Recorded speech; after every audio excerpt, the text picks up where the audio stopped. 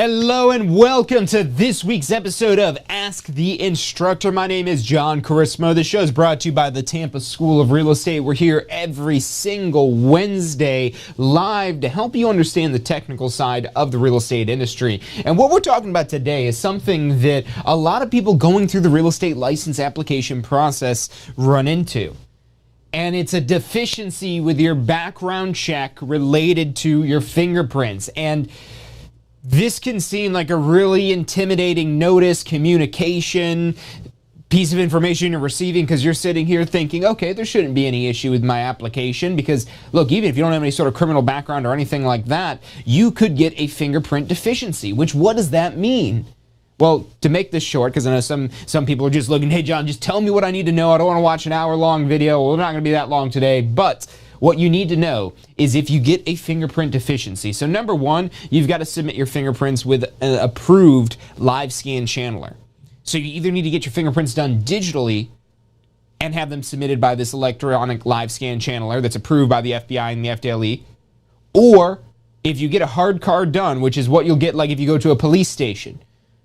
There's pretty much no police stations that are approved live scan channelers for the FBI and FDLE, believe it or not. These are third-party vendors that have to submit this information. So even if you do get a fingerprint card done at the police station or wherever it is you get a fingerprint card, that fingerprint card won't do anything unless it gets submitted through an approved live scan channeler. So if you've already done that, you need a TCN number from this approved live scan channeler. We're going to be breaking down more information to help you better understand for two reasons. If you're going through this process to avoid getting a fingerprint deficiency. And there's just a few tips we'll start off with covering that are really essential to make this process go as smoothly as possible. But despite everything you may do to make this process go smoothly, fate may have it that yours just doesn't sync or link up for whatever reason. So all you've got to do is contact who you did the fingerprints with, what the approved live scan channeler. They'll give you a TCN number that you submit to the DBPR. Then they'll be able to link up your background check to your application and continue along with the application processing. So we're going to be talking more about this process today, breaking it down. Again, the tips to avoid finding yourself in a situation where you have this, or if you do get a notice about fingerprint deficiency, it's really no big deal. All you got to do, worst case scenario, is do your fingerprints, or if you've already done your fingerprints, you just got to get them that TCN number. So if you've got questions, we are live on Facebook as well as TampaSchoolRealEstate.com as well as YouTube. Let us know. My name is John Carissimo. You're watching Ask the Instructor.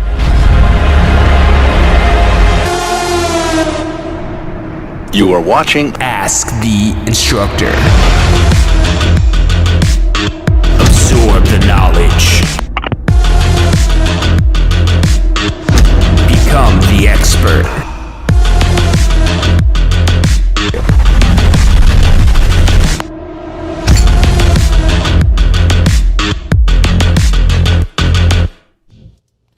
Hey, welcome back to this week's episode of Ask the Instructor. My name is John Carissimo. The show is brought to you by the Tampa School of Real Estate. We're here every single Wednesday live to help you better understand the technical side of the real estate industry. And we talk about all kinds of different stuff from exam prep to post-licensing to the application process to what you actually do to make money to get a real estate license. We've talked about how to study for the real estate exams. So many topics. And on Fridays, we do a show called State of Real Estate where it's more of a business mastermind to go over things like open houses and understanding how to build a business with your real estate license. So if you're not yet subscribed to this information, hit that little bell icon, drop in your email on our website, and that way we can give you notifications whenever it is that we have new information to help you along the way on your real estate career. You know, we started Tampa School of Real Estate with the idea to be more than a required class because there's so much more that's essential to your success in the real estate industry to be able to build your real estate empire. So we're here to help you whatever way it is that we can. Make sure you're subscribed, but let's dive into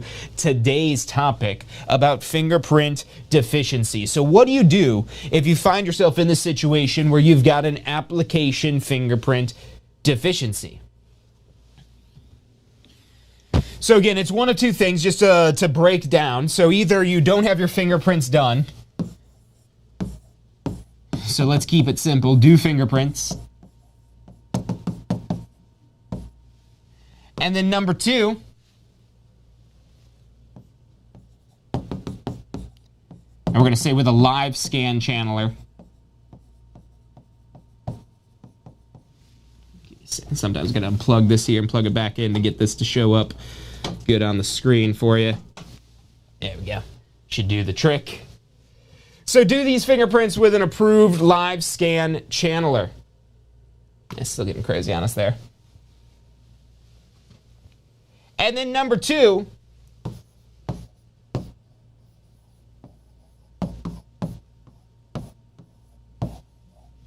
submit a TCN to the DBPR.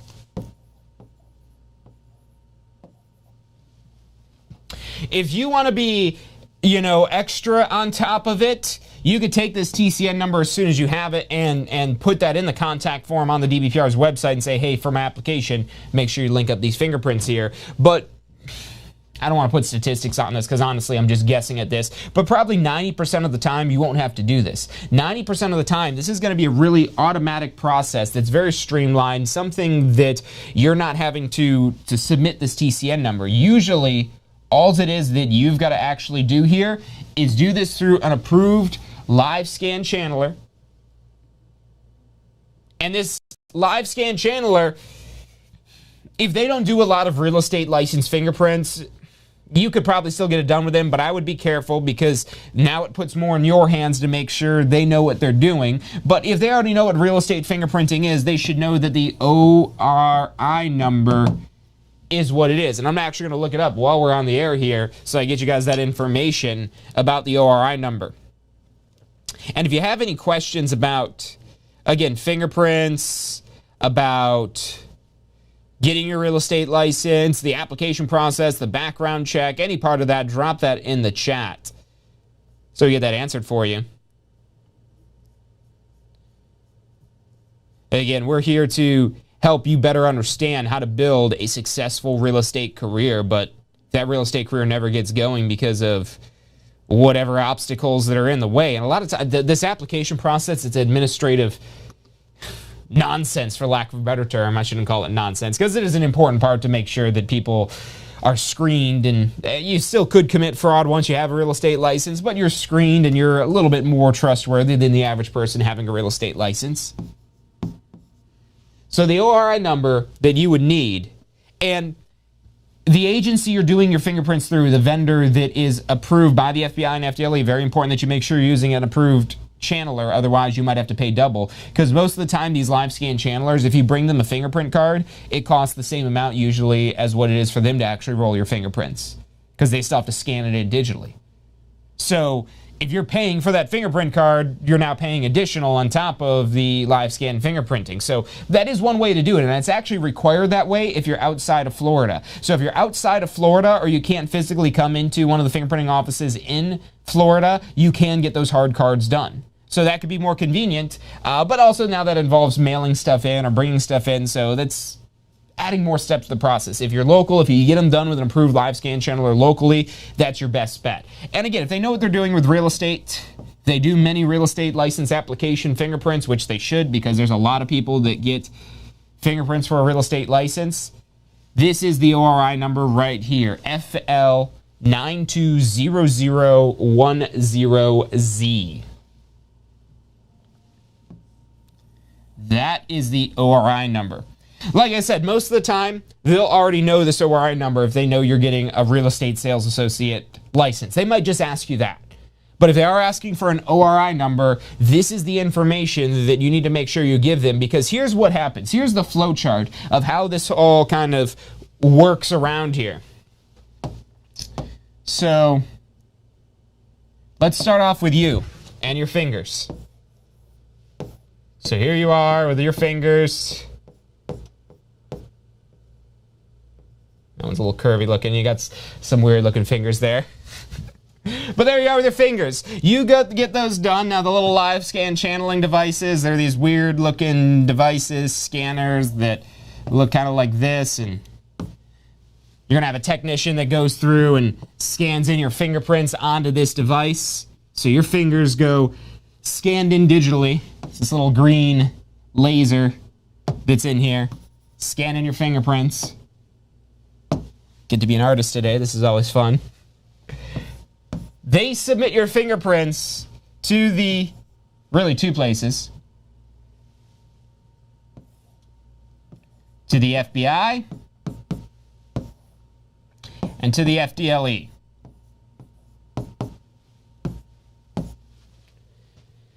Now that's going to kick back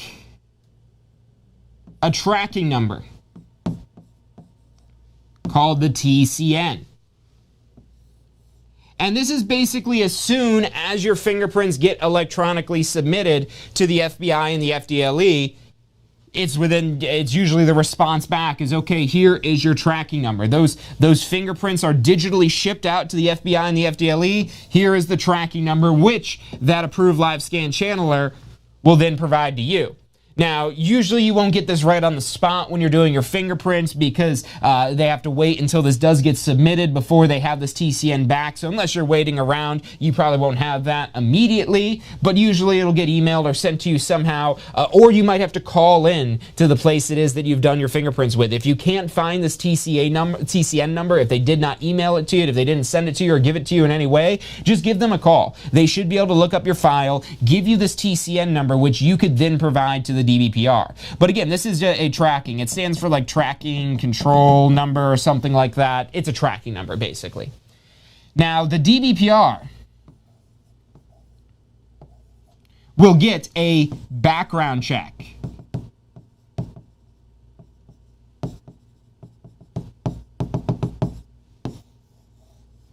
The DBPR will get a background check file. The FDLE will contribute information to it. The FBI will contribute information to it. And that goes to the DBPR. And that background check file is linked to your TCN. So again, this process should be fairly automatic. There really shouldn't be involvement in your part unless some part of this chain gets broken. And that does happen from time to time for whatever reason. If you have a really common name, they might have a hard time linking up your application, because here's what you're going to do. You're going to wait 5 days. So for all this stuff to happen here, you want to give it 5 days. This is, again, getting into tips to make this as streamlined, as simplified as possible. You want to give it 5 days. And on the 5th day, about the 5th day, that's where you're going to submit your application.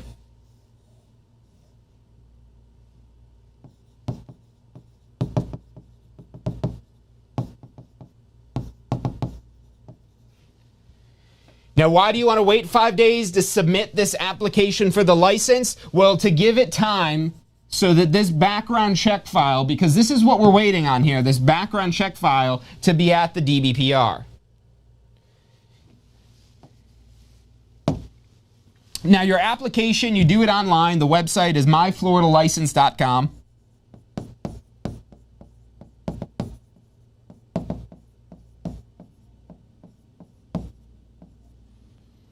myfloridalicense.com. That's the website where you're doing your application on. Again, it's going to be about 5 days to go from your fingerprints being taken to the DBPR having your background check file. And here's the thing. If you submit this application beforehand,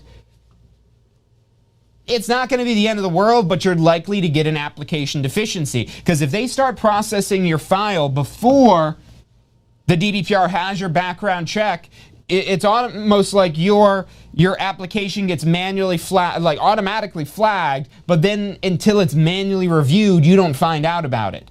So that's why this 5-day waiting period, it's not a requirement, but to make this go as smoothly as possible, it's something I would highly recommend. Do your fingerprints, wait 5 days, and then send your application in to the DBPR.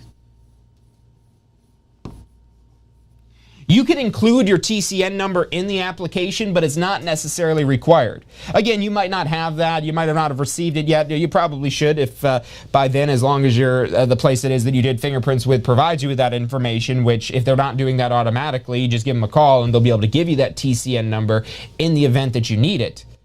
But this application for your license here, again, if that goes into the DBPR, you hit submit, you pay it's like $80-something currently for the application. You pay your $80-something for the application. That automatically starts moving into processing. Now, ultimately, it could take up to 90 days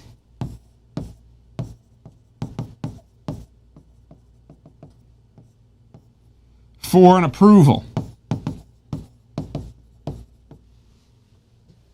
So if you're trying to get to an approval for your application, that can take up to 90 days from the date it is that you've submitted your application. Now, typically, as long as there isn't deficiencies, you're maybe looking at 2, maybe 3 weeks. Sometimes faster, sometimes it takes longer. It depends on how backed up the DBPR may be. I've seen people get this turned around as quickly as a day. Right now, I don't think that's at all realistic, but depending on the time of the year or when it is that you're doing this application, it might come back faster. But again, the best way to make sure you're not having an issue with your fingerprints is to wait those 5 days and then submit your application, because then the fingerprints are waiting for you at the DBPR when you send that application in. And that way they hopefully automatically link up, so you don't even have to worry about what the TCN number is. Because if this automatically links up, you don't even need to know what a TCN number is. But maybe you knowing what it is and knowing how to avoid having to use one is why you know about it. That's really the goal of today. Now, again, of course, if you find yourself in the situation, that's what you need to do, is get this TCN number right here that you would have got from the fingerprinting agency over to the DBPR. But if you wait the 5 days, then do your application after you've done your fingerprinting, then wait 5 days, then that helps everything go a little bit smoother. Then usually a couple weeks or so to get your approval, and then once you have the approval, at that point you could schedule the state exam. Now, you might be wondering, John, do I have to do all of this before I'm enrolled in the course? And absolutely not. As a matter of fact, we actually cover this process in the class. We don't necessarily go this in depth in how the background check process works. That's a little bit more in depth. Sometimes on these episodes of Ask the Instructor, we're going a little bit more detailed than what you need to know for your exam, what you're learning in your pre-licensing course here. But this is ultimately the process, and we do cover getting your fingerprintings done. If you're in one of our classroom courses, we actually bring in a mobile fingerprinting vendor so you can do your fingerprints right there on site, because we're going to guide you through this information. You could get enrolled in the course before you start any of this. Now, if you're concerned about your background, if you have a criminal background, you may want to do this ahead of time just to be sure that you're not going to get disapproved. And if you check on our website, we actually have a whole breakdown of information about obtaining a real estate license with a criminal background, because that is something you can absolutely do, especially if these crimes were long ago, especially if you've complied with what the courts have asked you, especially if you could somehow prove or show that you're a reformed person or any of that information. Your odds are very good that you'll be approved. Now, there is no black or white yes or no answer of whether or not you will be approved exactly for your real estate license. However, if it's been time, if you complied with what the courts wanted, even if it is one of the crimes that they're more concerned with, if it's compelling enough with those other factors, I've seen them approve people for a real estate license. And if it is anything like DUIs or anything like that that's not necessarily related to money crimes, money crimes are what they're primarily concerned with, I would say. Money crimes, theft, arson is also another one, burning, lighting houses on fire. That's one they might be a little concerned with.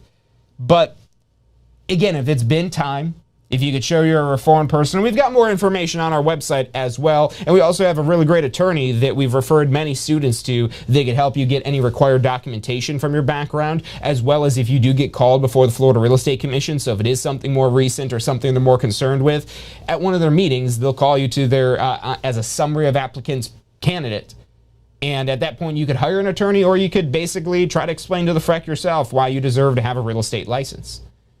But again, if it's been a long time, if it's not a crime they're concerned with, you might just go through that whole process without even having to go before the Florida Real Estate Commission. And if you don't have a criminal background, and if you've never had a professional license taken away, you're not going to have to deal with any of that.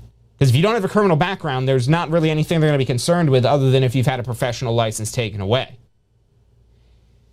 Now, that being said, you might not have a criminal background, you might not have ever had a license taken away, but you could still get an application deficiency just because of the nuts and bolts of this complicated process here.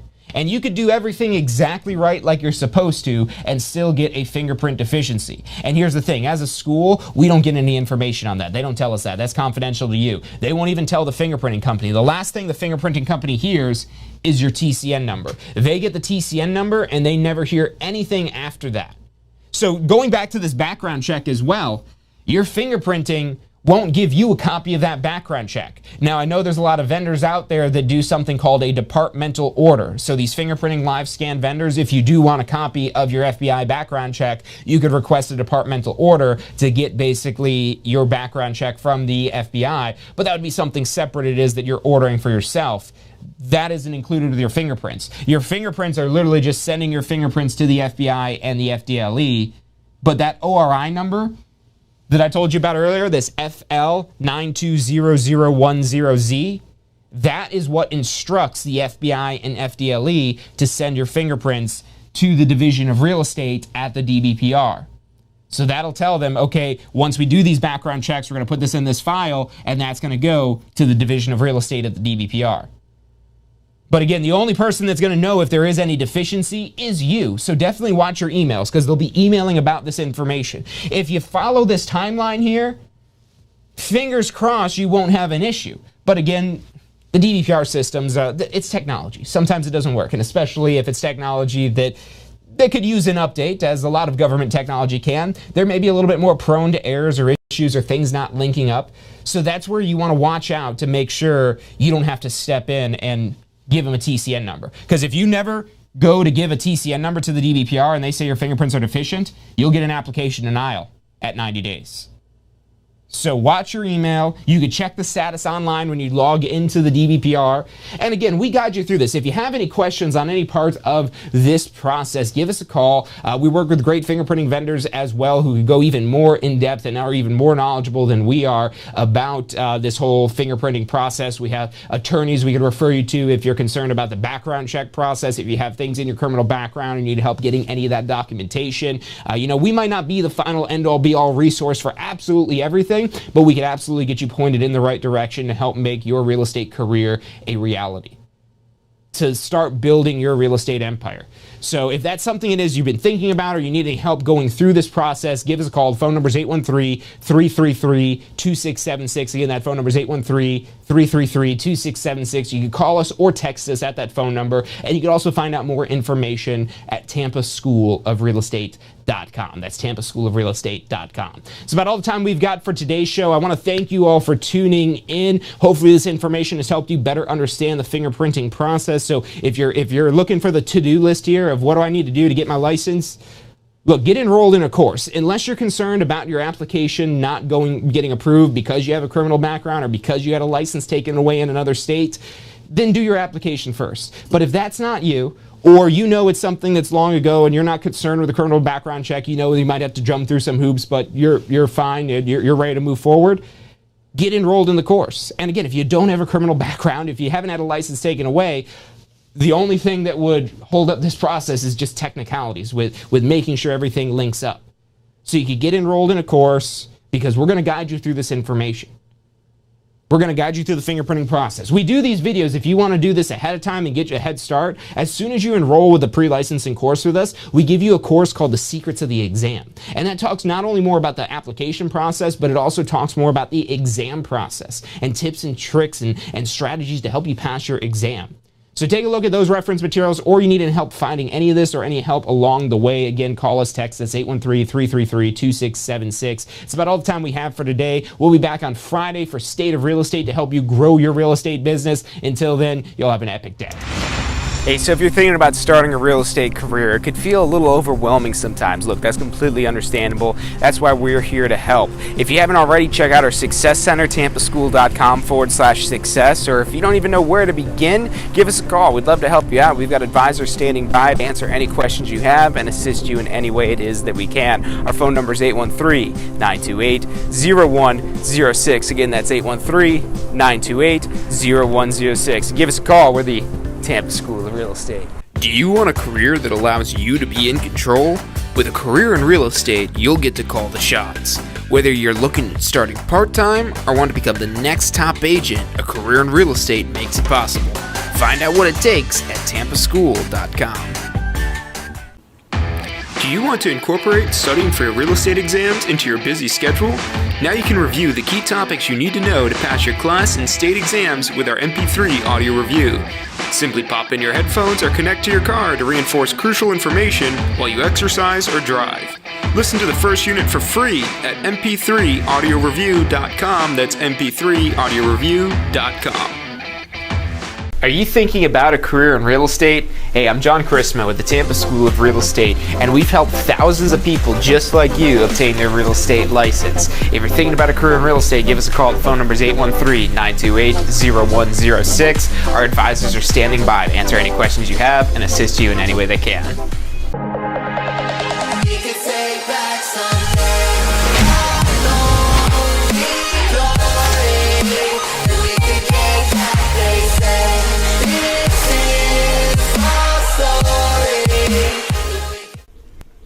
Hey, if you're enjoying the show today, which I'm sure you are, be sure to hit like, subscribe, post your comments, share with your friends and family. Thank you guys so much for watching.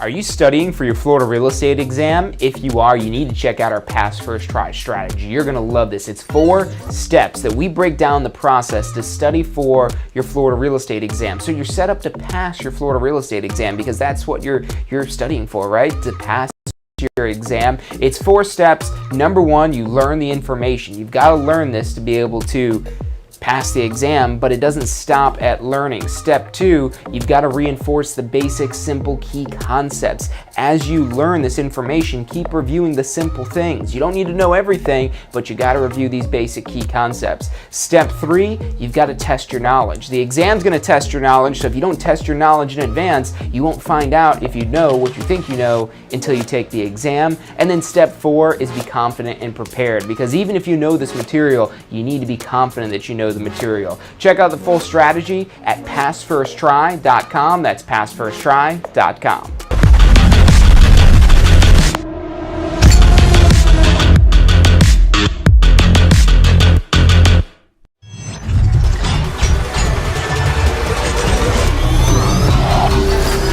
The most powerful tool to study for your real estate exam is the Question Simulator from Tampa School of Real Estate. We've used our years of experience in preparing students for the Florida real estate exam to bring you the most powerful exam study tool available. In the Question Simulator, you'll be able to go directly to a particular unit so you can focus on the sections where you need the most practice. We have also included the percentages of each unit so you know which units are the most important for your real estate exam. Every question will immediately give you detailed feedback, which is almost always more important than the question or the answer themselves. After completing all the questions in a particular unit, you can go through question by question and review any that you've gotten wrong. You could also print out a report at the end of each quiz. The Question Simulator from Tampa School of Real Estate is 100% mobile compatible, so you can practice with test questions anywhere you have your phone with you. Enroll now at questionsimulator.com and get ready to pass your exam.